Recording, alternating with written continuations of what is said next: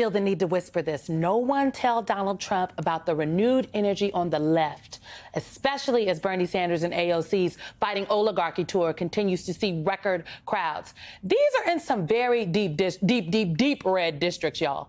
Their tour across America follows Democrats attempting to hold Republicans to account by organizing over 70 town halls in 35 states over the past 3 weeks. This is a push that they are going to double down on by focusing on vulnerable Republican districts over this 2-week recess. And it follows the outpouring of protests across America, more than 1,400 in recent weeks. The energy is there. So it's very clear to me that there's an energetic and there is a vocal opposition to Donald Trump. And DNC Vice Chairman David Hogg has an idea of how to channel it. In an unprecedented move, as the DNC does not typically get involved in primaries, Hogg announced that a separate organization where he serves as president, called Leaders We Serve, is going to intervene in solidly Democratic districts as part of a $20 million effort to elect younger leaders and unseat their party's older lawmakers. Hogg telling The Times, people say they want change in the Democratic Party, but really they want change so long as it doesn't potentially endanger their position of power. The man in question joins me now. Okay. You made a lot of people mad today. A few. I've heard from a few people. As the former Senator Sanders campaign staffer in me says, yes, fight the power. Right. The former DNC member in me says, I don't know if this is what the DNC vice chair should be doing. What do you say to the people who are very critical of this because you are an elected vice chair of the Democratic National Committee? I mean, look at former vice chairs that have been involved in primaries previously as well. I'd also say when I was running for this role, I was running as I was president of Leaders We Deserve in the years prior to this, where we worked in primaries to help elect young Democrats to state legislatures and Congress. And I want to clear one thing up. This is not an issue that we're taking with age in particular. Look, there are ineffective older people and ineffective younger people across our party. This so is you're not just targeting old people? No, because the Washington Post story said y'all are going to primary Democrats in safe blue districts and the age. But it did say the age of members has nothing to do with their calculus. But the other stories played up the age. Exactly, because that's the more controversial story here. We are not here. There are great older people in our party that are leading the fight against Donald Trump and have been doing so for nearly a decade at this point, like Congresswoman Pelosi. We also have people, obviously, like Jan Schakowsky and so many others that are meeting this moment. But the reality is, we know that only 27% of our base is approving of where we are right now as a party. And we lost voting shares with every single demographic except predominantly older voters and highly educated voters. That is a huge problem. And what we're trying to do here is not just focus on primaries where there's potentially an older incumbent, but more than anything, an ineffective person in that position and replace them with a generational leader to build the future of our party. We're also focusing on competitive races to support the Democrat in those races. Competitive general election races. Yes, but we're not going to challenge the Democratic incumbent in those races. We do not want to lose the House here, but we want to help make sure that we win back the House. I even had a friend, which is part of the reason why I'm doing this, who called me from college a few weeks ago that said, David, I am so mad that my member voted a certain way and they're a Democrat. I want to primary them. And I said, whoa, who is your member? And I looked it up and it was a Democrat in a D+3 seat. And I said, I understand your frustration here, but what you need to understand as well is we may lose the House if you run here. So let me help figure out what you can run for, because there is a growing movement of that happening across our party. And I do not want that to happen. But we have to show our base how we are changing and how we are meeting in this moment to fight back, because we're losing our young people too. They're losing faith in democracy. And they are definitely losing faith in democracy. Is showing them how we are using democracy to rebuild and revive the American dream that they feel like is a farce to them. So, one, I think your friend should call up, run for something, and they can help him run for something. Absolutely. Her. Oh, her. Okay, paging Amanda Littman. Yes.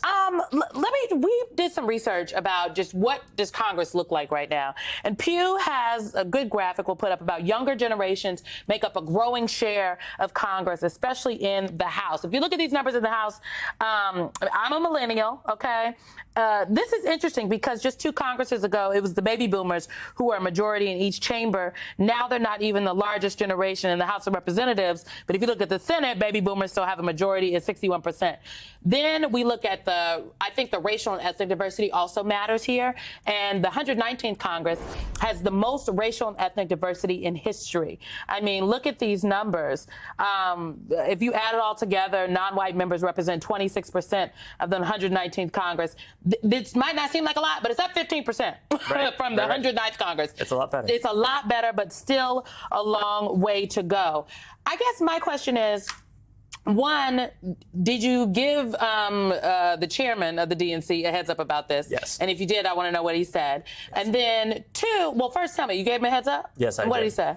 Well, look, I can't speak for the chair specifically. I can't speak for him. And what I will say is, but I have an enormous amount of respect for him, and I think he's doing a great job to help reform our party. Did he support it? No. Okay. And there are differences of opinion, obviously, but ultimately here, we want the same thing. We want to get back to winning. And we are a big tent in our party, and that includes in our strategy sometimes. And I think that's one of the things that makes our party great. There's a lot of people who say we need to have the same message constantly, but the reality is we're never going to have a message that is nearly as united as Donald Trump. And you know why? Because we're not a cult.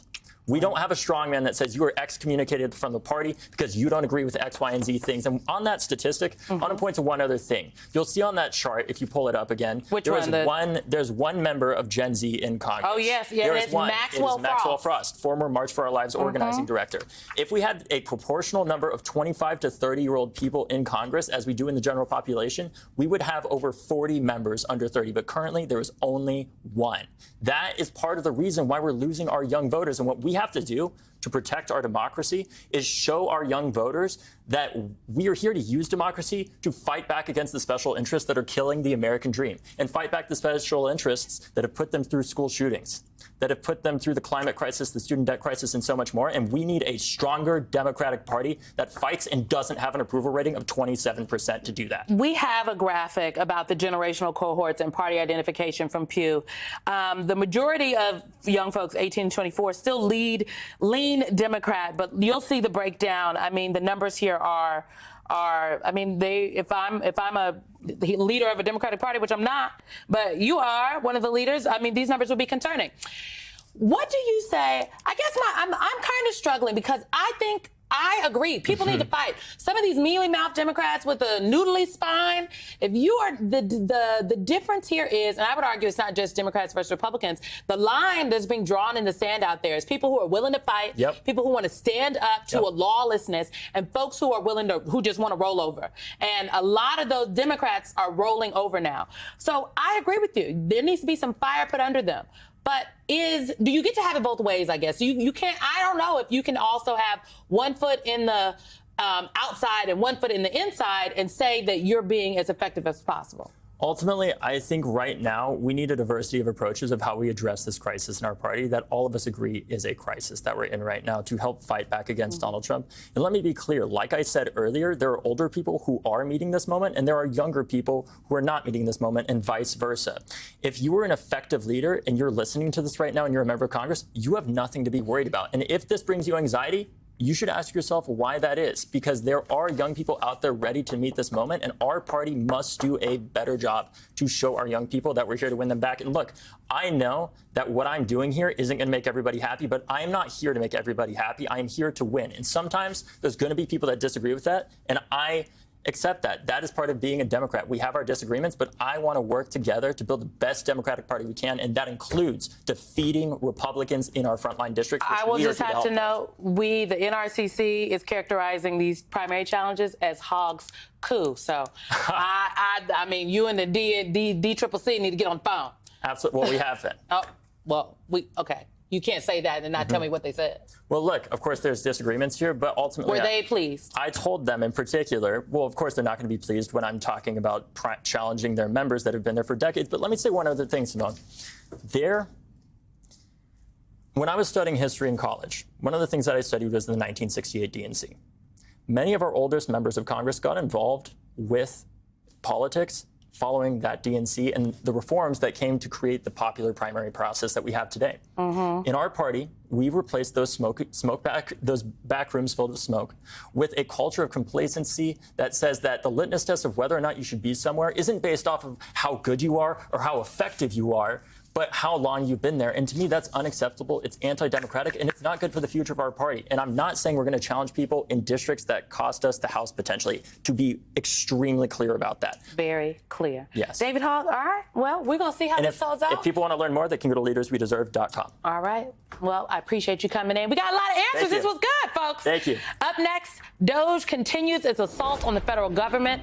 They visited the National Labor Relations Board today after a federal employee alleged yesterday that DOJ activity resulted in a data breach there. We will be right back.